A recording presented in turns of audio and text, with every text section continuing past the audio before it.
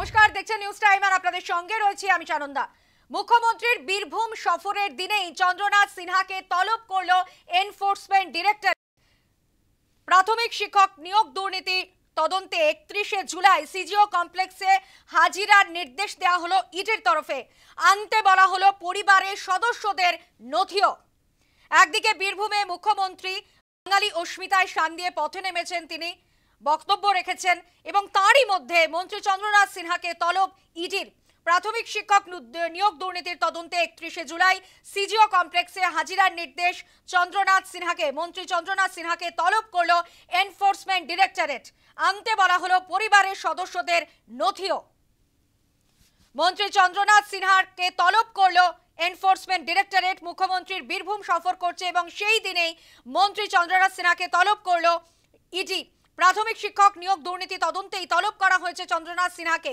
31শে July CGO কমপ্লেক্সে হাজিরার নির্দেশ দেওয়া হলো মন্ত্রী চন্দ্রনাথ সিনহাকে।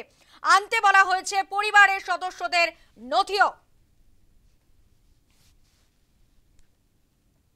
আমরা কথা বলবো, আমাদের সঙ্গে টেলিফোন লাইনে রয়েছেন আমাদের প্রতিনিধি মৌমিতা মিত্র। মৌমিতা, একদিকে আমরা দেখতে পাচ্ছি মুখ্যমন্ত্রীর বীরভূম সফর, সেখানে বাঙালি অস্মিতায় শান দিয়ে তিনি পথে নেমেছেন। অন্যদিকে সেই দিনেই মন্ত্রী চন্দ্রনাথ সিনহাকে তলব করলো ইডি।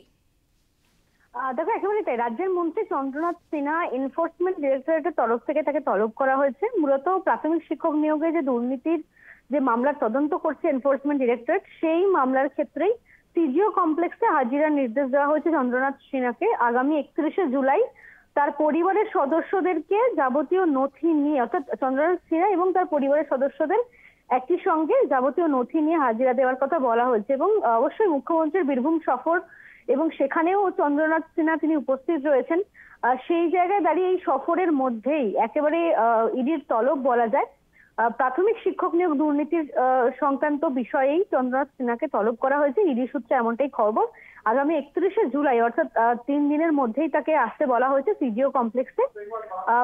চন্দ্রনাথ সিনহা এবং তার পরিবারের সদস্যদেরকে বলা হয়েছে বেশ কিছু নথি নিয়ে ওই দিন সিজিও কমপ্লেক্সে ইডির দপ্তরে হাজিরা দেওয়ার জন্য। ধন্যবাদ মৌমিতা। আমরা কথা বলছিলাম আমাদের প্রতিনিধি মৌমিতা মিত্রের সঙ্গে।